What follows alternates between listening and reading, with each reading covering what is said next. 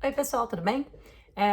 Eu recebi agora mesmo uma postagem de uma mãe, ela me mandou uma mensagem dizendo que a terapeuta do filho dela falou que se o filho dela balança muito as mãos, faz muito flapping, né?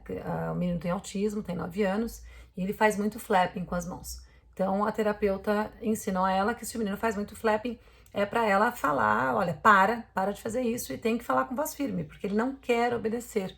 Ou então para ele sentar em cima das mãos, ou para ela amarrar as mãos dele com alguma coisa, uma xuxinha de cabelo, foram as expressões que ela usou, né? Então vamos lá, não se deve fazer isso de forma nenhuma, né?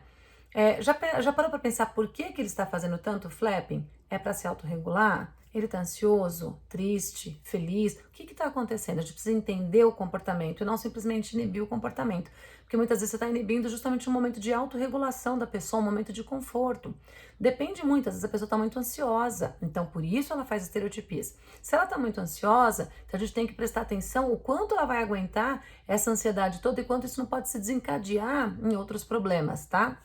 Por isso que é importante a gente dar função para a pessoa e não simplesmente inibir os comportamentos. Quando ela faz isso, ela está comunicando. Estou muito feliz, estou muito triste, estou muito ansiosa, qualquer coisa, ela está comunicando. Veja bem, se você colocar, por exemplo, um monte de crianças neurotípicas, numa sala, por exemplo, uma sala muito vazia e grande, assim, um salão. E aí você começa a falar bem baixinho para essas crianças, eu vou contar para vocês uma história, não sei o que, tarará. E você começa a demorar muito. Essas crianças vão começar a se mexer, se mexer, se mexer. Dependendo da idade, elas vão começar a levantar, querer ir ao banheiro, tomar água, elas vão ficar cansadas. Se você ficar ali contando uma história bem baixinho, bem devagar, bem rolando, tem um tempo que elas não aguentam mais. A diferença dessas crianças neurotípicas para uma pessoa com autismo é que geralmente uma criança com autismo ela vai ter uma tolerância menor. Essa é uma das diferenças, tá? A outra diferença é que geralmente o comportamento que a gente vê como disruptivo ou comportamento como interferente vai ser uma maior intensidade numa pessoa com autismo do que uma pessoa neurotípica, por exemplo, tá?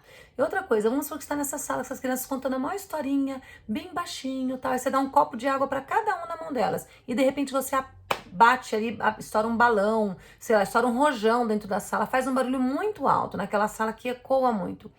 Praticamente todas as crianças que não têm autismo, não tem nada, vão gritar, vão pular, vão derrubar água nelas, vão ficar assustadas. Por quê? Porque o barulho estava muito alto.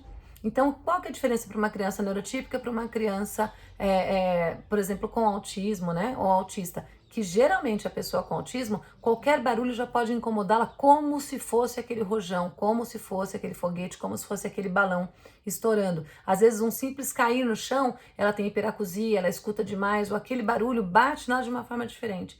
Então vamos começar a pensar mais, pessoal, como as pessoas com autismo, não simplesmente com comportamentos que elas não deveriam ter, tá? Mas com comportamentos que elas estão tendo, porque o ambiente está levando elas a isso. Então a gente precisa entender esses comportamentos e ver até que ponto esses comportamentos, até que ponto e até quanto esses comportamentos devem ou não devem ser trabalhados. Primeiramente, eles precisam ser compreendidos. As pessoas com autismo, as crianças com autismo, elas precisam ser compreendidas. E nunca amarre a mão do seu filho. Esse conselho está totalmente por fora. Não é a primeira vez que eu recebo uma mensagem assim. Não coloquem as mãos deles juntinhas, não peçam para sentar em cima das mãos, não peçam, não dê bronca, fica gritando. Quando você faz isso, você reforça ainda mais o comportamento, porque se a pessoa está ansiosa, ela vai ficar mais ansiosa. Se ela está triste, ela vai ficar mais triste. E se ela está feliz, ela vai perder a felicidade dela. Então, quer dizer, talvez você consiga fazer com que ela pare. Mas a que custo? Com a infelicidade do seu filho?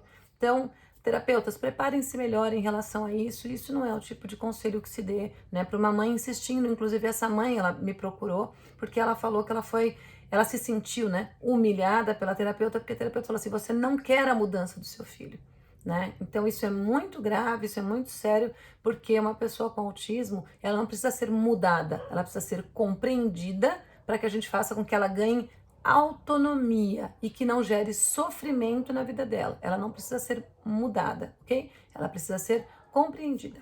Então, espero que tenha ficado claro. É isso. Até mais.